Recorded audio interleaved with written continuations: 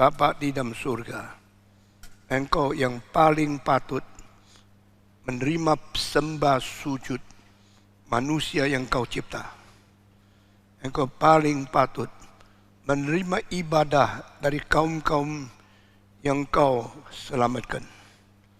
Pada hari kedua, tahun baru ini, pada kebaktian pertama, tahun 2022, kami datang kepadamu pagi-pagi setelah Engkau memberikan fajar yang menyinsin dengan matahari yang begitu indah, dengan udara yang begitu baik. Kami datang kepadamu lebih dahulu. Berkatilah kebaktian pagi ini. Berkatilah hamba-Mu yang memberikan khotbah perdana untuk minggu pertama. Berkati setiap orang yang hadir.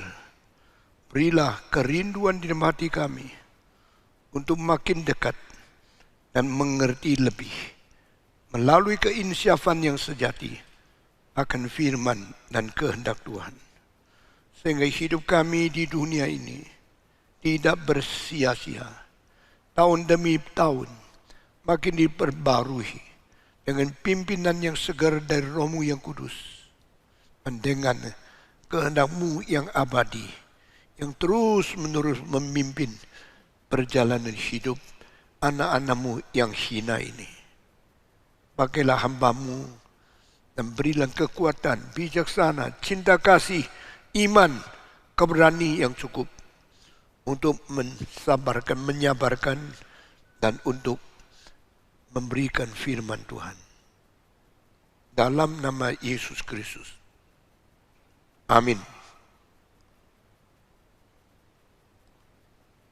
Saudara-saudara, sudah berhari-hari, khususnya beberapa hari ini, kita mendengarkan firman. Sudah bosan? Dah jawab.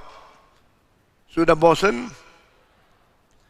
Dah ada satu buku yang diberitakan beribu-ribu tahun tetap menjadi kerinduan manusia.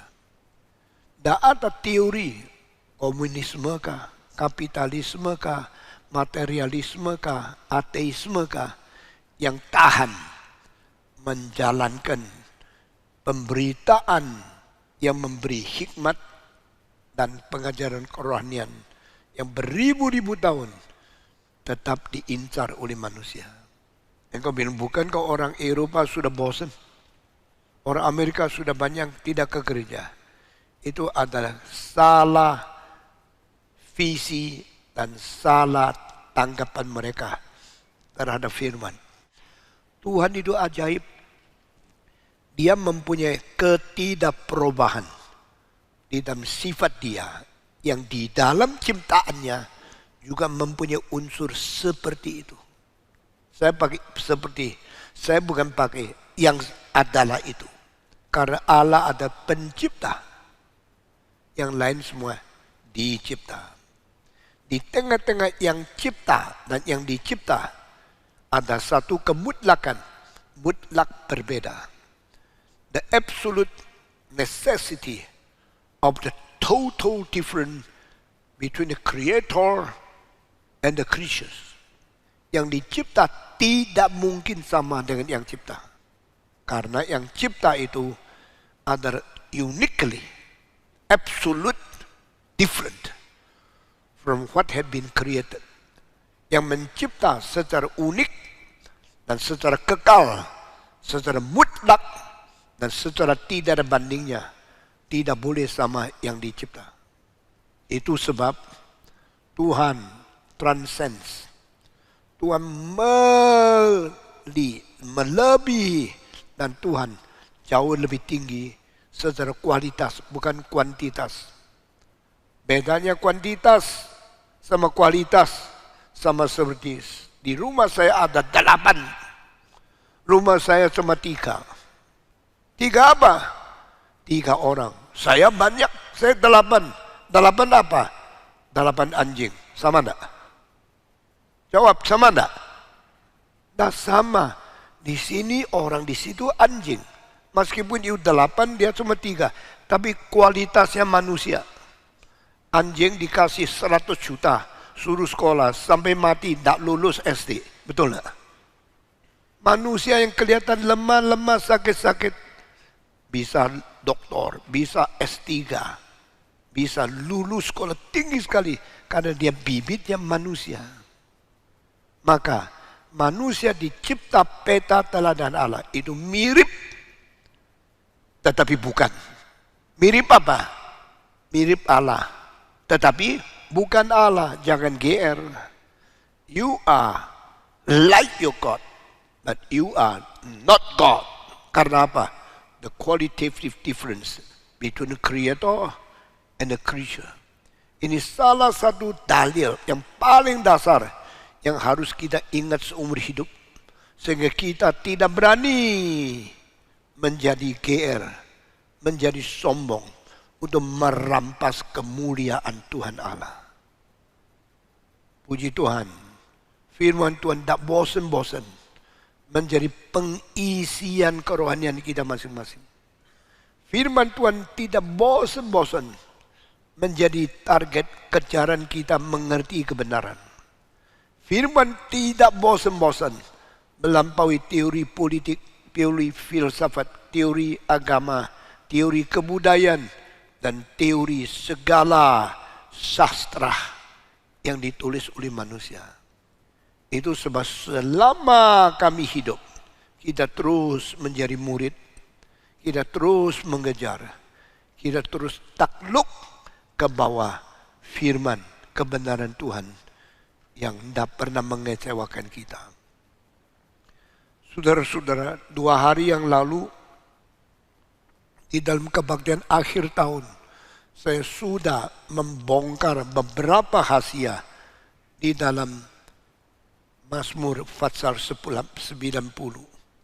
Hari ini saya akan meneruskan bagian kedua dari rahasia Mazmur Fatsal 90.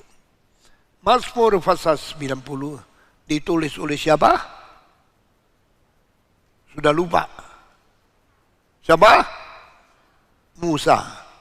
Kemarin saya khotbah Mazmur Fatsal 23. Ditulis oleh siapa? Ini 2 pasal yang terindah mengenai syair hidup manusia. The poem, the poetry concerning human life. 1 Musa, 1 Daud. Musa yang diberikan wahyu pertama sehingga seluruh dunia mulai mengetahui Allah yang sejati, Allah yang esa menurunkan Taurat supaya manusia semua taat dan termasuk 10 hukum. Selama kira-kira 500 tahun muncullah satu orang namanya Raja Daud. Dialah yang paling memperkenan hati Tuhan. Atau Tuhan paling suka orang ini. Kecuali satu hal. Dia membunuh seorang yang namanya Uriah.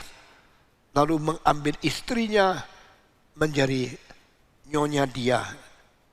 Itu bikin marah Tuhan. Seumur hidup orang ini melakukan apapun memperkenan Tuhan. Delighted by God. Please God. Tetapi ada satu hal. Kenapa you melihat perempuan mandi lalu engkau menimbulkan keinginan menikah sama dia. Lalu akhir membunuh suaminya dengan siasat tipu muslihat yang tidak jujur. Tuhan marah sama dia. Sesudah itu Tuhan mengatakan keturunanmu tidak akan kehilangan atau tidak akan melarikan diri dari ancaman pedang dan pisau. Saudara-saudara, nanti di dalam penghakiman Alkitab saya mungkin berapa bulan lagi akan khotbah sampai di itu. Akhirnya Raja Daud mempunyai banyak anak, di antaranya 4 yang mati tidak wajar. Karena apa? Hukum. Karena apa? Tuhan marah. Tuhan menghakimi, mengambil nyawa 4 anaknya secara tidak wajar. Jangan kira berdosa itu boleh bermain-main. Jangan kira berbuat zina, berbuat kesalahan Tuhan tidak tahu. Jangan kira engkau mempunyai kekuatan boleh melolos dari hukuman Allah yang sejati. Dia itu Allah yang sungguh. Dan akhirnya saya tidak tahu ya. Saya tidak pernah tahu Musa tulis Mazmur 90 umur berapa. Saya juga tidak tahu Daud tulis Mazmur 23 umur berapa. Karena ini tak pernah dicatat. Tak pernah kita mengerti karena tidak diwahyukan. Dalam Ulangan pasal 29 ayat ke-29. Hal yang nyata milik kita. Hal yang misterius milik Tuhan. Kalau Allah tidak mau memberikan wahyu kepada kita, tidak ada orang mengetahui apa yang berada di dalam hati Tuhan. Yang disimpan dan yang tidak dibongkar dan diwahyukan kepada kita. Maka when did Moses write down Psalm 90? I never know. When did David write down Psalm 23? I never know. Nanti ada waktu kita membahas lebih banyak. Dan sekarang kita akan membaca Mazmur ke-90. Semua membaca di dalam 3 ayat. Mazmur ke-90. Kita sudah bicara dari ayat 1 dan sudah sampai kepada ayat ke-9. Kita sekarang membaca Mazmur 90 ayat 10, 11 dan 12. Masa hidup kami 70 tahun dan jika kami kuat 80 tahun dan kebanggaannya adalah kesukaran dan penderitaan sebab berlalunya buru-buru dan kami melayang lenyap. Siapakah yang mengenal kekuatan murkamu dan takut kepada gemasmu? Ajarlah kami menghitung hari-hari kami sedemikian hingga kami beroleh hati yang bijaksana. Terima kasih. Saudara-saudara, ayat 4 ini ada istilah-istilah yang terjemahan berbeda di dalam kebudayaan dan bahasa lain. Kira-kira begini. Hidup kami adalah 70 tahun. Tetapi yang sangat kuat dan sehat mungkin mencapai 80 tahun. Dan yang bisa kita banggakan selama hidup 80 tahun ini hanyalah kesusahan, kekhawatiran, dan penderitaan. Sebab itu, selesai 80 tahun, kita lenyap, kita terbang, kita berlayang-layang dan meninggalkan dunia.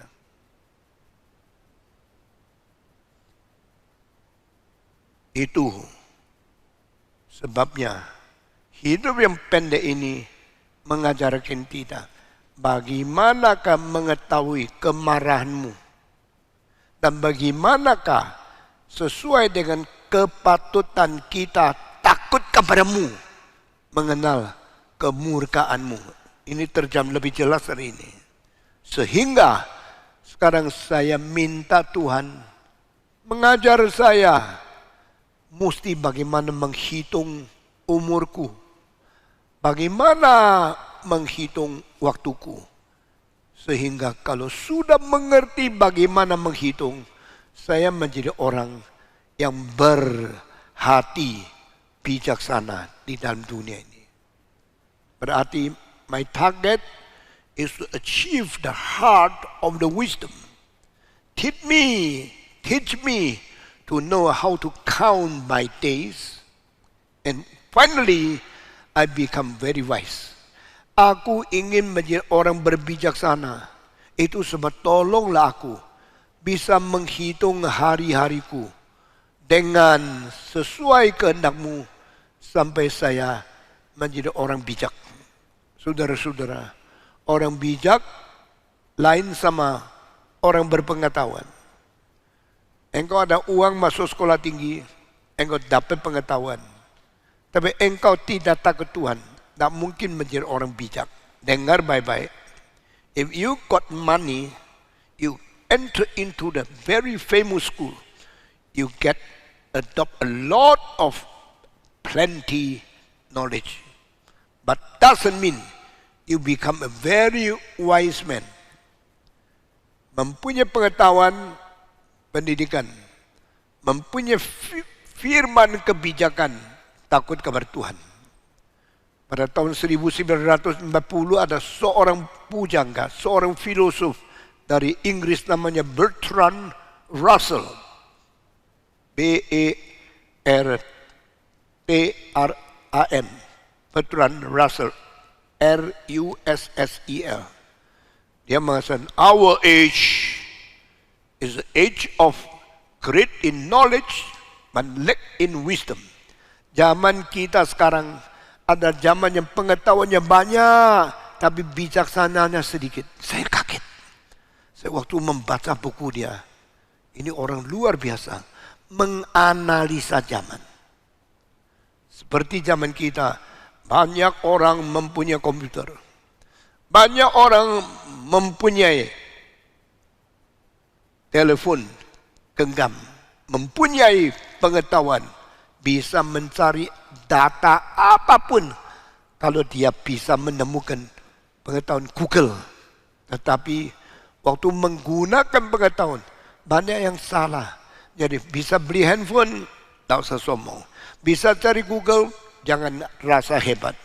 Bisa melakukan segala sesuatu dengan benar, hampir tidak banyak.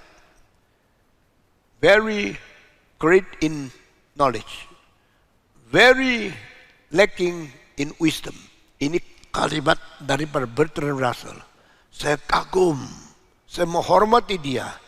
Tapi beberapa tahun kemudian saya menemukan dia sendiri adalah orang itu yang banyak pengetahuan tapi tidak mempunyai bijaksana. Kalau engkau tanya Stephen Tong, kenapa engkau berani kritik Bertrand Russell, filosof yang besar, mempunyai pengetahuan banyak, mempunyai bijaksana kurang? Karena dia adalah orang pertama di dalam sejarah kebudayaan Inggris yang terbesar dan tertinggi dan terluas di dunia yang mengusulkan pernikahan percobaan. Lalu banyak orang pikir, betul juga ya. Kenapa dari dulu bodoh cuma tahu satu perempuan? Kenapa dari dulu cuma nikah satu orang? Coba dong, seks itu ada pada setiap orang. Tidurin perempuan yang banyak dong. Kenapa begitu bodoh? Kenapa begitu kolot cuma mau satu perempuan? Mari kita coba. Ini dimulai dari Bertrand Russell. Coba pernikahan. Kalau engkau beli baterai, coba dulu baterai itu berfungsi enggak? Beli baterai, coba dulu senternya nyala enggak? Masa langsung dibayar? Demikian pacaran, coba 1, 2, 3 yang cocok baru nikah. Ini ajaran mulai dari Bertrand Russell.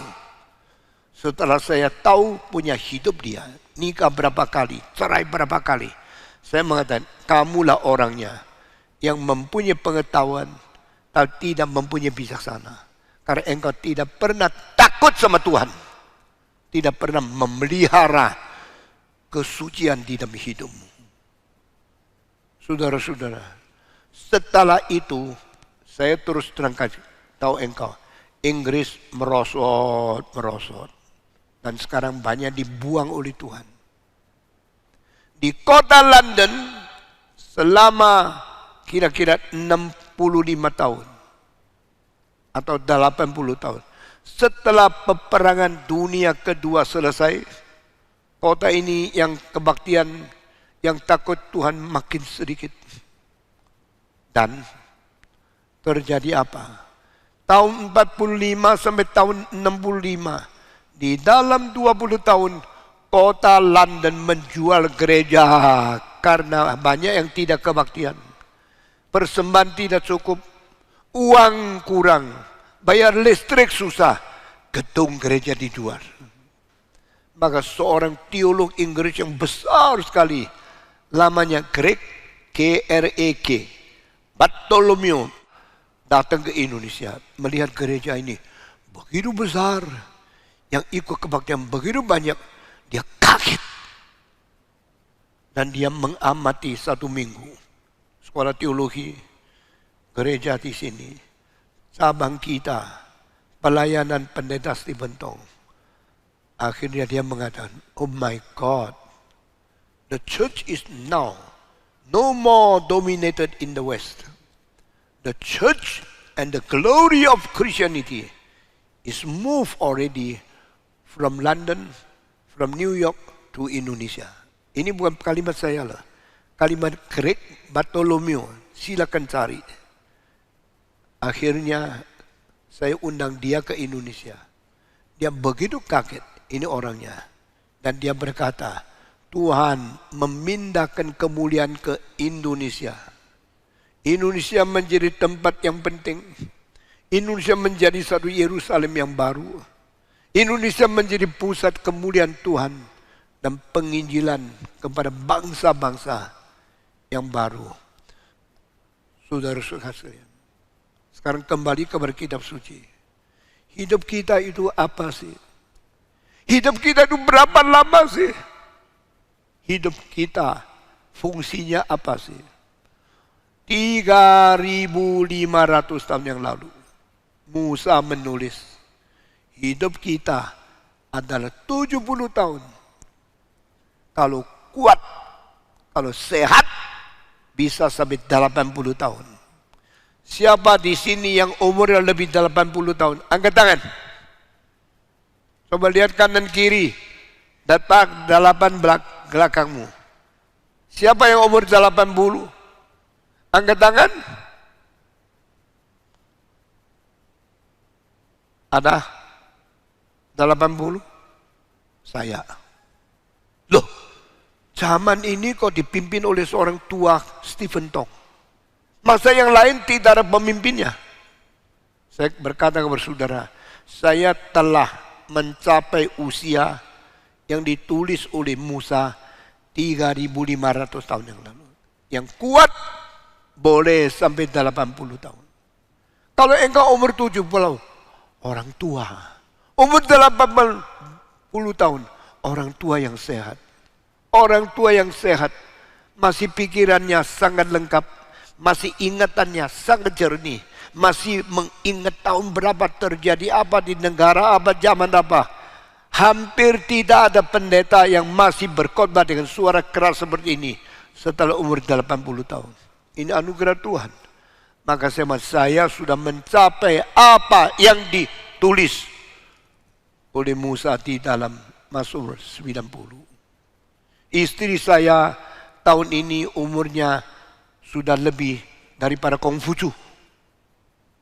Saya tahun ini umurnya sudah lebih tua dari Lao Tse. Kapan mau pergi tidak tahu. Pokoknya saya tahu saya sudah siap. Saya sedia setiap saat ketemu sama Tuhan. Tapi saya kasih tahu dulu. Syair 90 ini, Mazmur 90 ini adalah syair hidup manusia yang tertua di antara semua kebudayaan, di antara semua agama, di antara semua filsafat. Pak Tong, benarkah?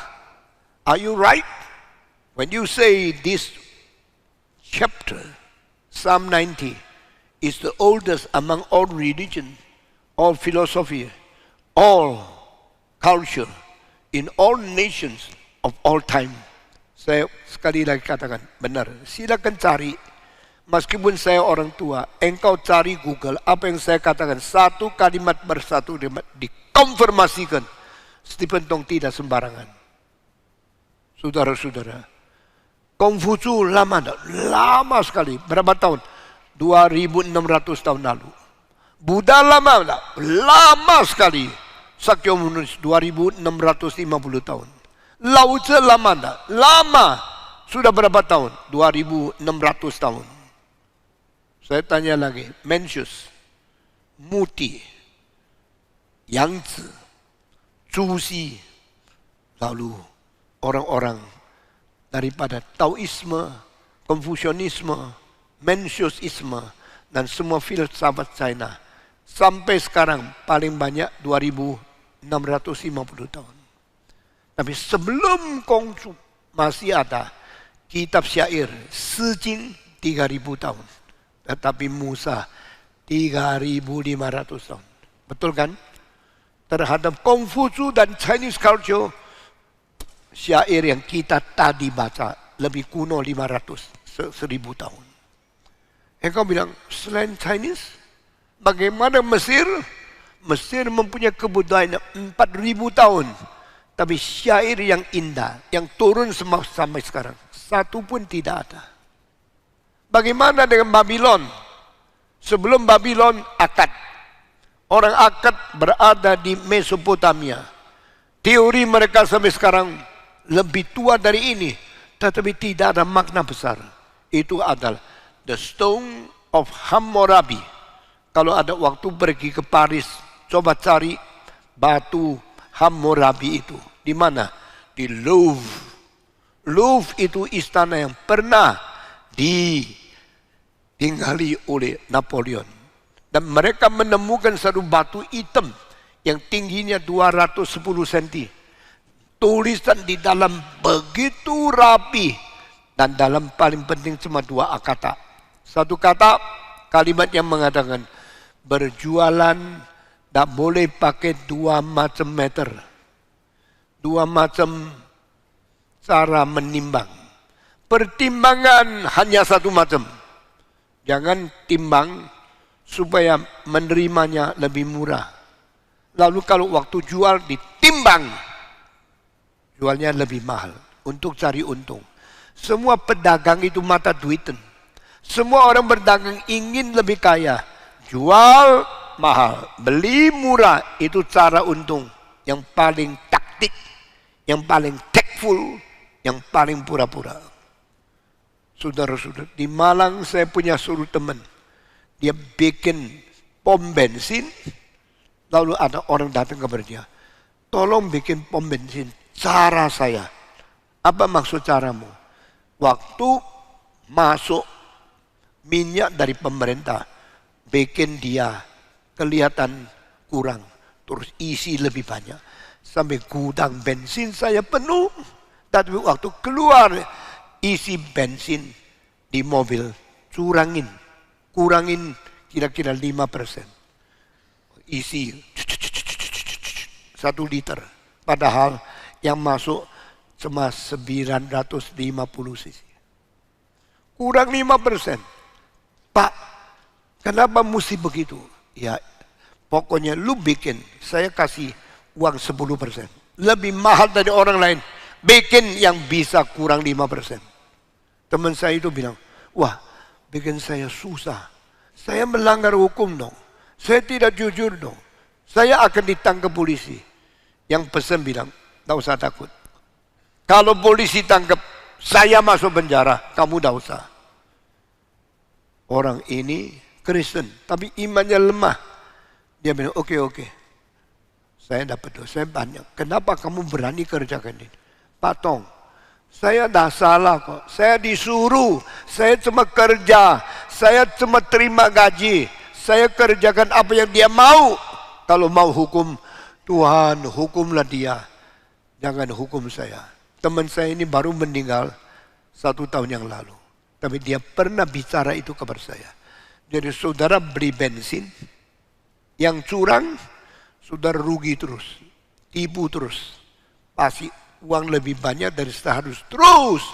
Sudah berapa tahun? Saya tidak tahu. Di Indonesia adakah pom bensin yang jujur? Pasti ada.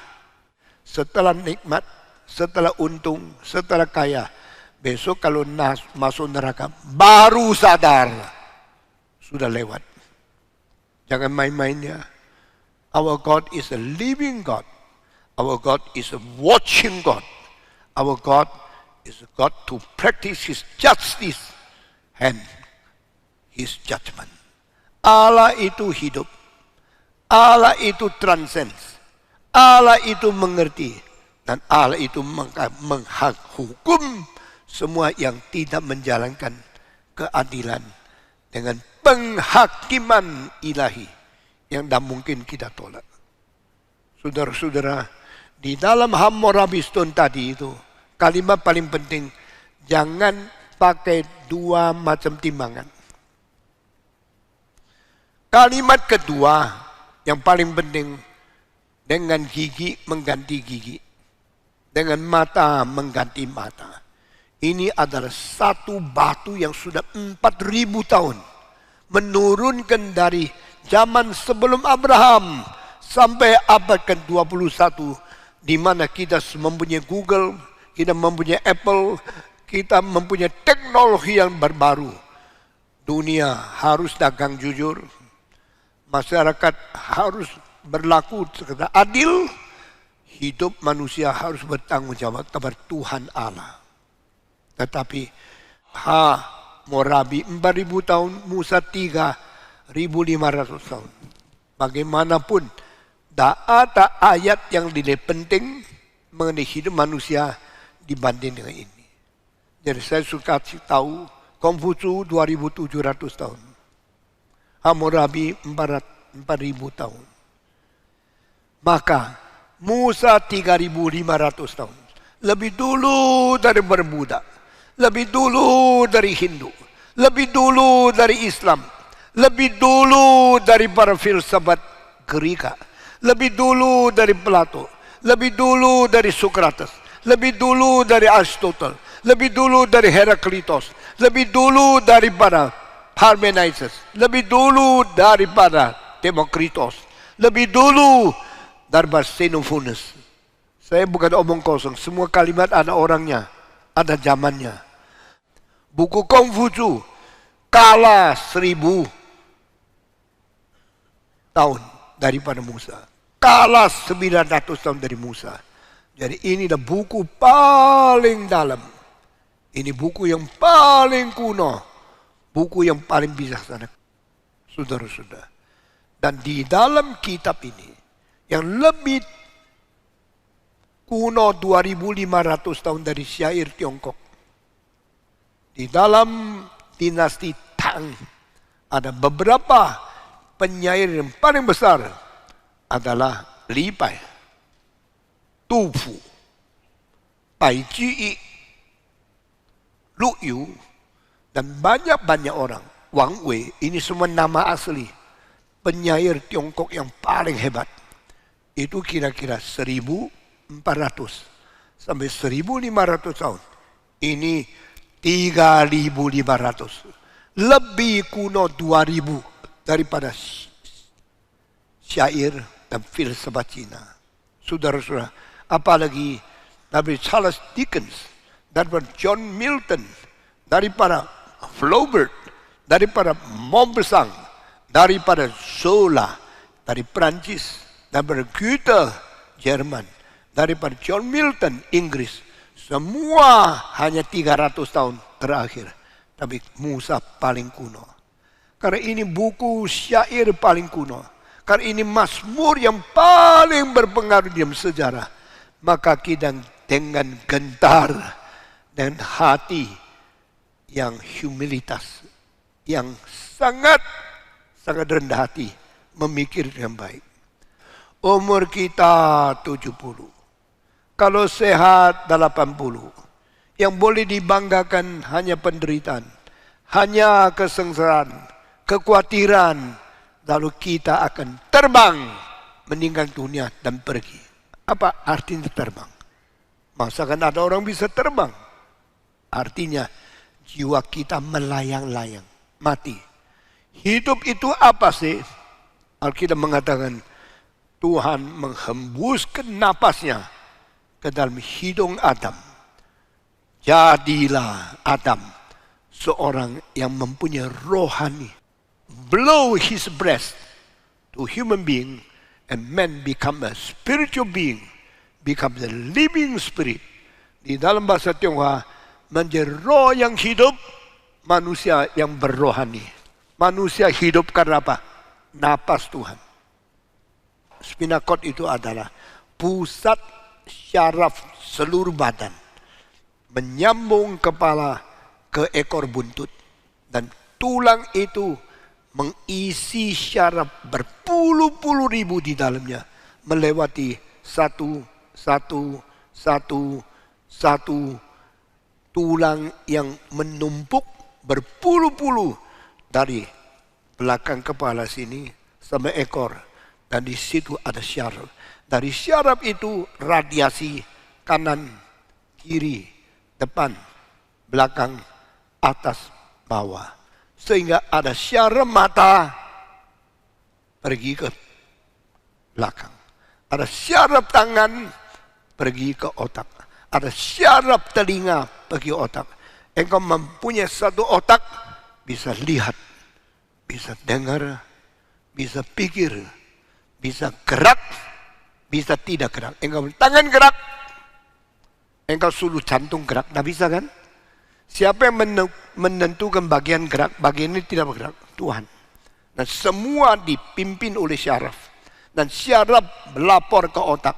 Dan otak menguasai seluruh badan. Ini adalah misteri, ini ada mujizat terbesar di dalam seluruh alam semesta. Mujizat terbesar adalah otak manusia menguasai semua gerak-gerik daripada seluruh anggota badan. Saudara-saudara, I am created wonderfully and awfully. Saya dicipta secara mengagumkan dan secara misterius. Tahu tidak engkau waktu tutup di sini dengar khotbah, hidungmu tidak berhenti bekerja. Atau engkau perintah, ayo sekarang mulai tarik nafas. Tidak ada, otomatis. Tuhan yang mengatur, yang menguasai secara diam-diam. Waktu engkau duduk di sini, mendadak kakimu gatal. Engkau tengah-tengah dengar khotbah, tanganmu bisa pergi garuk-garuk di situ. Siapa yang suruh? Bukan perintahmu, bukan rencanamu. Tuhan yang atur semua. I am created wonderfully. I am created awfully. Aku dicipta secara heran. Aku diciptakan secara menakutkan. Tahu tidak, jantungmu yang kecil satu hari mempompa darah 11 ton. Tahu tidak, hidungmu yang lubangnya begitu kecil satu hari mengeluarkan udara CO2, menerima udara O2 beribu-ribu liter, sehingga paru-parumu bisa mempompa udara melalui darah ke otak, ke mata, ke telinga. Ini semua ajaib. Semua tidak mungkin dikerjakan oleh saintis. Saudara, saya kasih tahu ya, dokter-dokter pintar cari uang, hanya cari uang melalui apa yang dicipta oleh Tuhan. Mereka cuma bisa cari uang, bisa habisin uang, tapi mereka sebenarnya tidak bisa bikin jantung yang berhenti bertebar lagi. Tak mungkin bikin hidung yang tidak napas lagi. Semua tahunya uang. Waktu engkau mati abad ke-20, setelah tahun 22, sebelum mati engkau pakai uang kedokteran, sepertiga daripada penghasilan seluruh hidup. Engkau 1 bulan dapat berapa puluh juta. Waktu mati, seluruh hidup uang yang kau terima, sepertiga ke dokter, sebagian ke kuburan, sebagian direbut anak. Kita ini manusia yang menuju kemana? Kematian. Hidup kita 70 tahun. Kalau sehat 80 tahun. Sombong? Bangga? Engkau memuliakan diri. Tuhan bilang, yang bisa dibanggakan semua penderitaan, semua pengeluhan, semua kekhawatiran, semua penyakit. Itulah something we can boast. Lalu Musa mengatakan, itulah sebab Tuhan ajarkan kami supaya kami mengetahui bagaimana caranya menghitung waktu kita. Menghitung waktu pakai apa? Pakai aroji. Ini menghitung waktu. Itu hitung secara kronos, hitung secara mekanis, hitung secara alamnya. Tapi yang dikatakan di sini, ajarkan kami bagaimana untuk mengerti bagaimana seharusnya menghitung waktu. Bukan jam arloji yang hitung waktu. Itu hitung waktu secara manusia. My time is my life. My time contains my opportunity. My time write down my record. 20 tahun lalu saya sudah khotbah bagian ini dengan teori yang mengatakan 3 definisi. Waktu itu adalah hidup. Tak ada orang hidupnya lebih panjang dari waktu yang dimiliki. Kalau engkau hidup 20 tahun, tak mungkin engkau punya waktu 21 tahun. Your life is equal to the span of your time. Engkau lewat berapa tahun, itulah hidupmu. Waktumu panjang, hidupmu panjang. Waktumu pendek, hidupmu pendek. Karena waktu itu hidup. Life is equal to time. Time is life. Kedua, apa itu waktu? Time is opportunity. Semua kesempatan bisa ketemu orang ini, bisa dipilih menjadi manajer. Engkau semua berada di dalam kesempatan. Saudara-saudara, kesempatan itu apa? Saya tidak ngerti. What is opportunity? What is chance? I don't know what is chance, but I know chance is hidden in time. Opportunity is contained in our history. Itu sebab time is opportunity. Jangan lupa ya, kesempatan yang penting hilang, engkau rugi besar. Orang yang perlu engkau kenal, engkau tidak kenal, rugi besar. Engkau yang tidak perlu kenal, engkau kenal, itu merugikan dirimu. Orang yang rusak, yang bergaul dengan engkau, merampas moralmu, menghancurkan etikamu, membuat rusak rohanimu. Jadi, meet those who need to meet. Engage with those who should engage. And encounter to those who should encounter together. Kenallah orang yang harus dikenal. Tangkaplah kesempatannya, harus ditangkap. Pakailah kewajiban dan kesempatan menurut apa yang seharusnya. Karena itu, opportunity is contained in time. Chance is hidden in time. Time is opportunity. Ketiga, waktu itu rekaman. In our years, our month, our days, our weeks, melalui hari, minggu, bulan, tahun, pekerjaanmu, keputusanmu, kesalahanmu, keunggulanmu sudah dicatat di dalam waktu. Sehingga waktu Tuhan buka sejarah. Tahun ini engkau berzina, tahun itu engkau berjudi, tahun ini engkau tamak, tahun ini engkau korupsi. Semua tercatat di dalam buku daripada hidup kita. Time is life. Time is opportunity. Time is record. Apa yang kau dengar hari ini tidak ada di buku apa dari Perancis, dari Jerman, dari Rusia, dari China. Ini ada original Stephen Tong.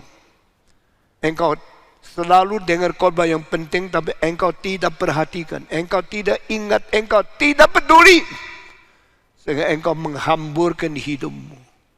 Saudara-saudara, kalau kita ada kesempatan ketemu dengan orang bijaksana satu hari saja, hari itu akan mengarahkan sisa hidup kita kepada yang lebih benar.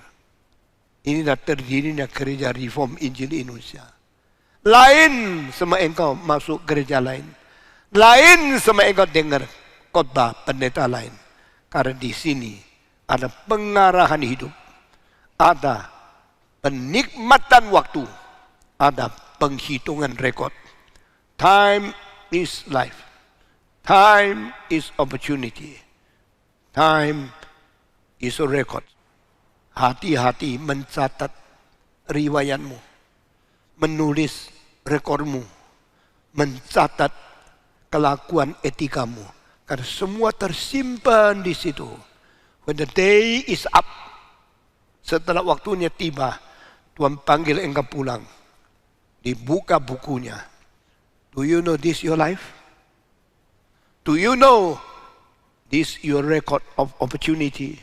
Do you know this is what have been written about your sin? Etika tersimpan di dalam waktu. Maka Musa berkata, tolong Tuhan, ajarlah saya bagaimana menghitung waktu secara seharusnya. Let me know how I should count my days. Saya mau tanya, adakah orang menghitung waktunya? Adakah orang menghitung harinya? Saya sudah pernah hidup berapa lama yang lalu saya hitung. Saya pernah hidup di dunia berapa hari ya? Akhirnya saya mengatakan, saya telah hidup di dunia kurang dari 30.000 hari.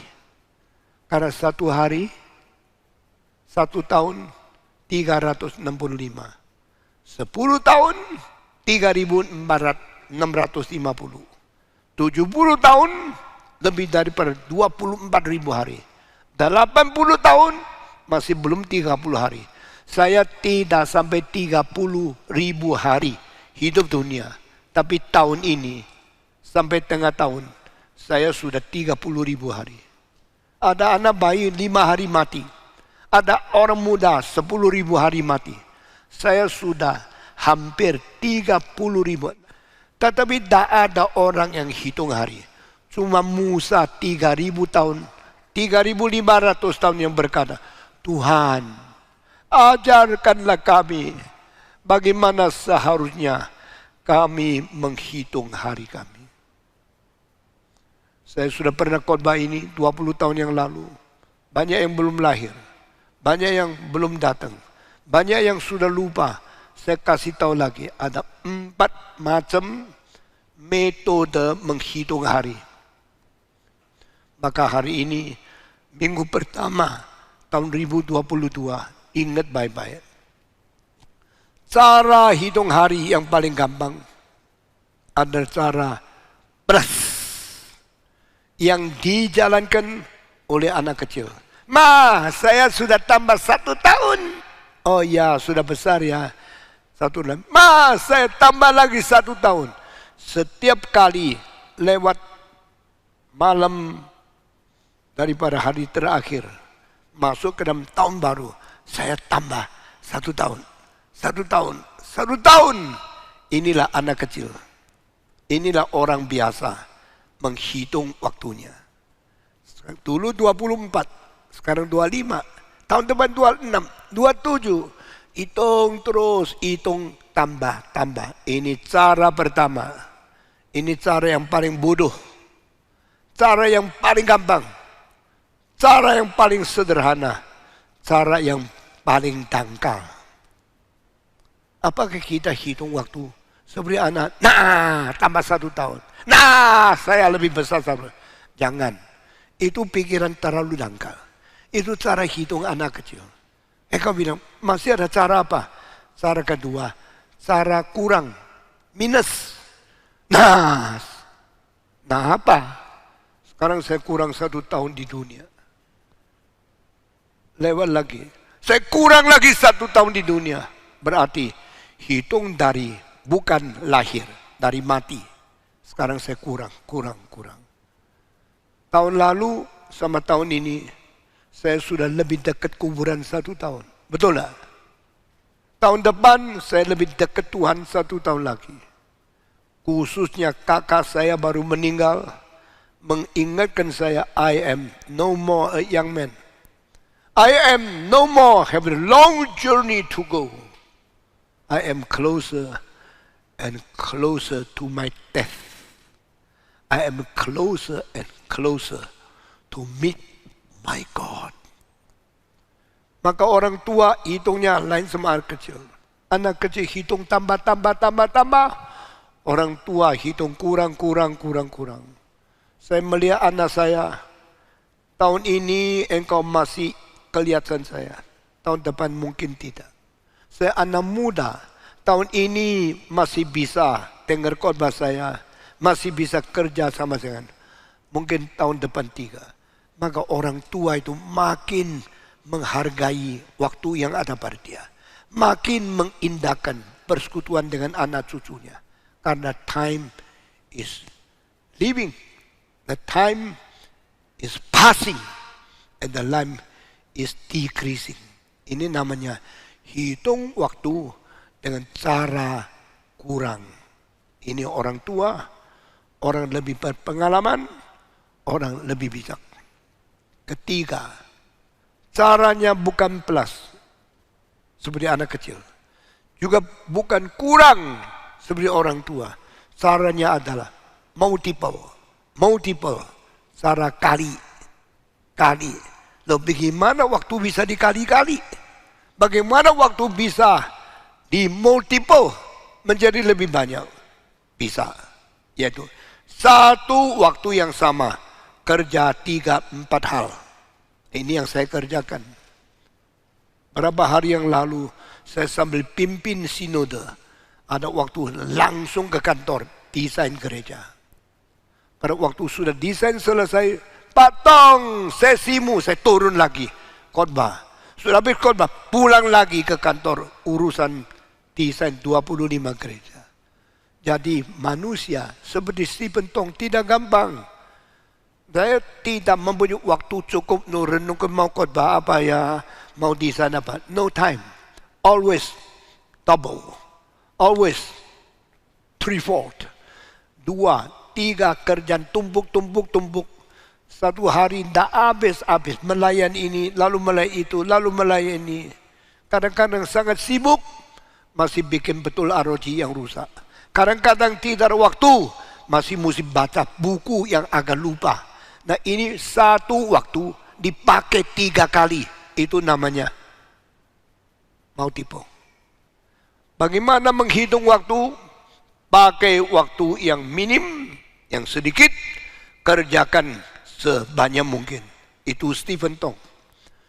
Di tengah-tengah harus menjadi pendeta berkhotbah.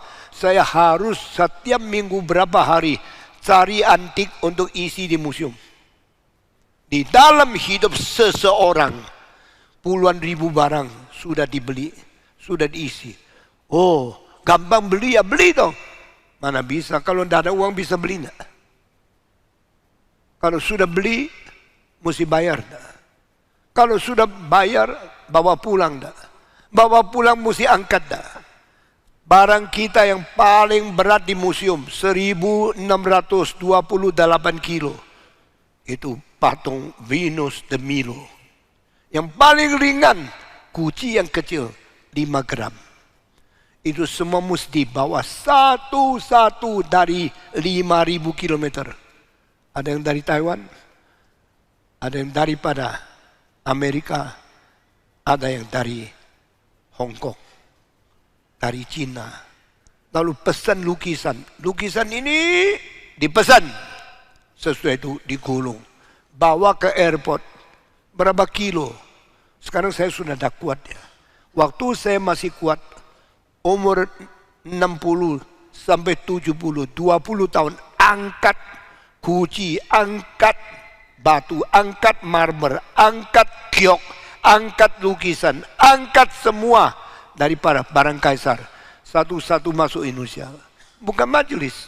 Majelis yang ikut angkat tidak ada. Yang ikut bayar juga tidak ada. Saya mesti bayar sendiri. Saya mesti lewat duana sendiri. Saya mesti kirim kapal terbang sendiri. Saya mesti selesaikan semua. How can a preacher? Pendeta sedia khotbah sudah susah. Harus sediakan museum. Harus bikin ASC. Harus panggil orang main musik. Harus kondak Beethoven, Tchaikovsky, Brahms. Saya satu orang kerja, puluhan orang punya pekerjaan. Puluhan orang punya urusan. Saya kerja. Karena apa? I know how to multiple my time.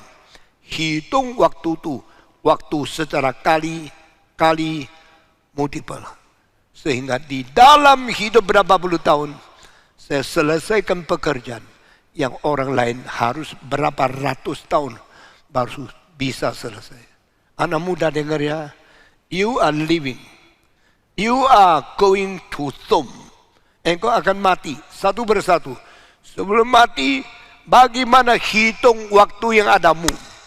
Multiple, plus, minus, dijalankan. Puji Tuhan, saya tidak buang waktu. Saya tidak menghamburkan hidup. Saya tidak membiarkan ulang tahun setiap kali menjadi kekosongan. Saya telah mengerjakan yang Tuhan suruh saya garap, suruh saya kerjakan. Kemarin saya berada dengan beberapa kawan, berada di Grand Hyatt. Kami duduk sudah capek sekali.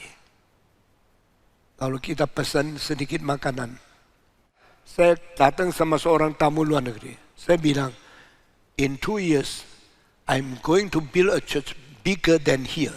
Hah? A church bigger than Grand Hyatt? Hotel yang paling mewah, paling besar, lobbynya paling megah. Saudara tidak tahu, saya kasih tahu rahasia. Grand Hyatt itu lobby minum kopi di atas itu. Waktu itu mereka mulai bangun hotel dengan kaca terbesar di dunia. Apa nih? Maksud kaca besar? Waktu engkau minum kopi di situ, engkau lihat ke alun-alun yang ada bundaran HI. Ingat ya? Engkau lihat kacanya berapa meter? Tidak ada orang tahu kan? Aku dari kecil apapun perhatikan. Kamu dari kecil apapun tidak peduli. Kaca HI tingginya 3 susun rumah, 9 meter. 9 meter, tidak potong, tidak sambung, tidak lem. 1 meter kali 9 meter. Saya pernah tanya, ini kaca 1 biji berapa berat? Coba tanya, kaca loh. 1 meter, 9 meter, berapa tinggi? Berapa berat? 1000 kilo, 1 kaca. Dan di situ mungkin ada lebih daripada 30 kaca, 1 meter, 1 meter, 1 sambung. Bagaimana tidak jatuh ya? Dikasih lagi kaca malang, ketemu sama mujur, menjadi 90 derajat. Yang ini 1 meter, yang ini 40 cm. Dan setiap kaca bangunnya ini. Itu arsitek yang paling canggih di dunia. Saudara ke Hong Kong melihat juga ada Grand Hyatt, juga ada lobby, tapi kalah jauh sama ini. Gedungnya besar, dia punya lobbynya sangat tinggi. Saya bilang sama teman dari luar negeri, I'm going to be a church bigger than this. Hah? How can it be? Mereka punya konsep gereja yang segi-segi kotak-kotak. Tapi setelah jadi gedung ini, orang baru sadar, iya ya, ini lebih besar dari Grand Hyatt. Ini lebih tinggi dari Grand Hyatt. Kita punya tiang di luar, lebih 16 meter. Kita punya bangunan di sini, hampir 18 meter. Ditambah lagi atap 15 meter 20 cm. Tidak pakai tiang satupun. Coba lihat, bagaimana bangunnya. Ini arsitek advance. Arsitek lebih sulit daripada arsitek yang sudah ada di seluruh Indonesia. Tapi saya tidak pernah belajar arsitek. Karena apa? I multiple using my time. Cara pertama, tambah anak kecil. Cara kedua, kurang orang tua. Cara ketiga, multiple Stephen Tong. Sudah selesai? Belum. Teach me how to count my days, Lord. Tuhan ajarkan kami bagaimana menghitung waktuku. Cara keempat, bagi. Bagaimana bagi? Satu orang jangan monopoli. Satu orang jangan kerjakan semua. Satu orang jangan sombong. Apa yang kau tahu, bagi kepada muridmu. Apa yang kau kerjakan, biar orang lain ikut bekerja. Maka waktu saya mengajar teologi, bijaksana, kepintaran, pikiran, inovasi, dan kreatif saya bagi kepada murid. Setelah saya mati, murid kerja terus. Saya sekarang membagi bijaksana kepada arsitek-arsitek supaya mereka mengetahui rahasia bangun gereja bagaimana. The highest point, the farthest point, dari depan belakang. Semua lihatnya derajat tidak salah. Kenapa? Dipikirkan secara tuntas. Tapi jangan sendiri, kasih tahu orang lain. Stephen Tong tidak cari uang dari arsitektur. Saya tidak pernah dapat uang karena saya mendesain semua. Karena rela bagi. Saudara-saudara, plus, minus, times, and divide yourself. Ini semua tidak dilakukan. Tuhan ajarkan kami bagaimana menghitung hari-hari kami. Kalimat selanjutnya terakhir, supaya kami mendapatkan hati yang berbijaksana. May I obtain the heart of wisdom. Tadi saya mengatakan, Bertrand Russell mengatakan, zaman ini banyak pengetahuan kurang bijaksana. Banyak pemuda-mudi sekolah di universitas S1, S2, S3. Makin pintar otaknya, makin bodoh hatinya. Mari kita menjadi orang Kristen, melampaui orang dunia, melampaui kaum intelektual, melampaui profesor, dan melampaui kaum yang cendekiawan di dunia. Menjadi orang yang mempunyai otak yang pintar, tapi ada lagi hati yang berbijaksana. Amin. Mari kita membaca sekali lagi. Saya akhiri khotbah di sini. Mazmur 90 ayat 10 sampai 12. Kita semua membaca.